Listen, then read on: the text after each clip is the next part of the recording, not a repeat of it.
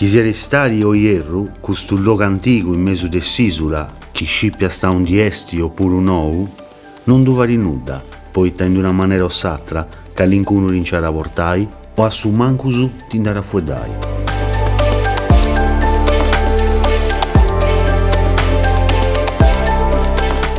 Prenda de Sant'Oghesusu, avvanto in sa buca de rottusu, aravarrai sempre un mistero archeologico a intro de sa natura limpia.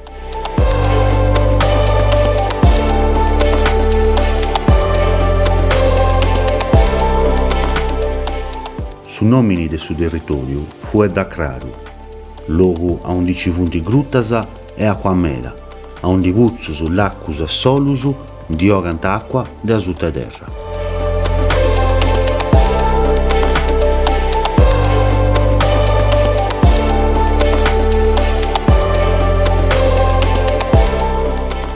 Su chi bivis in grutti acqua esti a ricordo de Sant'Igoriu de tempus preistoricusu e nuraghesusu.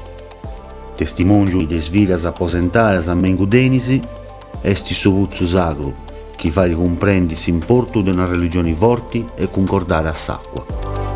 E pago e largu, sa tumba des gigantisi in sa corona de su crapì.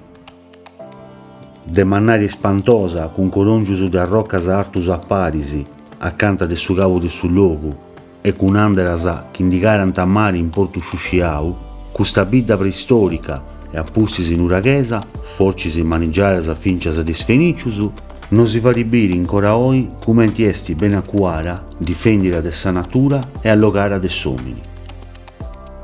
Su protonuragi, sa vineda longhiara, su nuragi manna cabussau, tutto su villaggio ancora de scoverri.